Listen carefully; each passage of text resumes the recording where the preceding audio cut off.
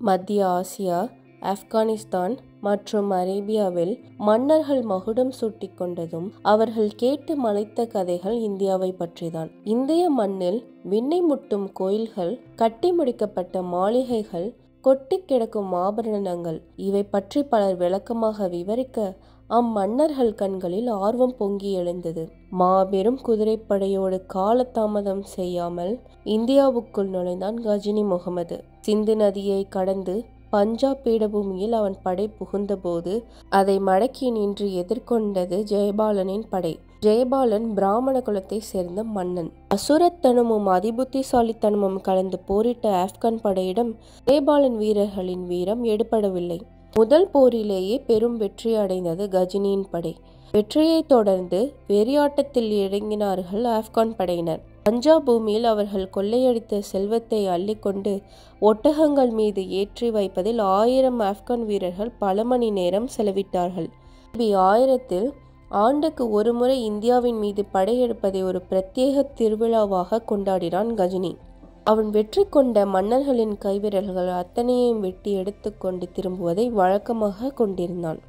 November 1025 17வது முறையாக புழுதி பறக்க ராஜஸ்தான் பாலைவனத்தை புயலாக கடந்து குஜராத்தின் தென்கோடியில் உள்ள சோமநாத் ஊருக்குள் அலையென கஜினியின் படை புகுந்தது. அங்கு கடற்கரையோரம் இருந்த சோமநாதர் என்று வழிபடப்பட்ட சிவன் கோயில் நாடெங்கும் புகழ்பெற்றது. சோமநாதர் ஆலய சொத்தில் 10,000 கிராமங்கள் அடக்கம் என்றால் கோயிலில் கொளித்த செல்வச் செழிப்பை பற்றி புரிந்து கொள்ளலாம். தொலைவிலிருந்தே ஜொலித்து கொண்டிருந்த புகழ்வாய்ந்த இந்த ஆலயத்தை தன் படையின் முன்னணியில் குதிரை மீது அமர்ந்து பார்வையிட்ட முகமது கஜினியின் கண்களில் ஆர்வமும் அவசரமும் கொப்பளித்தன. இதுதான் அந்த பணக்கார கோயிலா என்று முணுமுணுத்த அவனது இதய துடிப்பு உற்சாகத்துடன் அதிகரித்தது. முன்னேறுங்கள் என்று ஆணையிட்டான் கஜினி. ஏந்திய ஈட்டிகளுடனும் அகலமான வாட்களுடனும் பாய்ந்தது ஆப்கான் படை. சோமநாதர் கோயில் தனக்கு ஒரு திறந்த வீடாக இருக்கும் என்றே நினைத்தான் கஜினி. இப்படி வழிமறித்து எதிர்ப்பார்கள் என்று அவன் கனவிலும் நினைத்திருக்க மாட்டான். ஓட்டம் எடுப்பதற்கு பதில் பல்லாயிரக்கணக்கில் ஊர் மக்கள், கோயிலில் பணிபுரிபவர்கள், அர்ச்சகர்கள் திரண்டு எழுந்து கூவிக்கொண்டும் அழுது கொண்டும் கதறிக்கொண்டும் ஓடி வந்தார்கள். கையில் கிடைத்ததையெல்லாம் எடுத்துக்கொண்டு கஜினியின் படையை எதிர்த்து நின்றார்கள். சுல்தானின் கண்கள் சிவந்தன. தடுப்பவர்களின் தலைகளை உரையில் உருளச் செய்யுங்கள் என்று கர்ஜித்தான் கஜினி. ஆப்கான் படை வீரர்களின் ஆயிரக்கணக்கான வாட்கள் சுழலத் தொடங்கின. வெட்டி தள்ள தள்ள மேலும் மேலும் மக்கள் முன்னேறி வந்து வழிமறித்தார்கள். அன்று சோமநாதர் ஆலயத்தின் வெளியே துண்டாடப்பட்டு உயிரற்று வீழ்ந்து 50,000க்கும் மேற்பட்டவர்களின் உடல்களை பதறி வந்த கடல் அலைகள் குளிப்பாட்டி சிவந்தன. இத்தனை வெறியாட்டத்துக்கு பிறகு வெற்றிகரமாக ஆலயத்துக்குள் நுழைந்த கஜினி முகமது இரத்தமயமான அந்த சூழ்நிலையிலும் கோயிலின் செல்வச் செழிப்பை கண்டு பிரமித்து போனான்.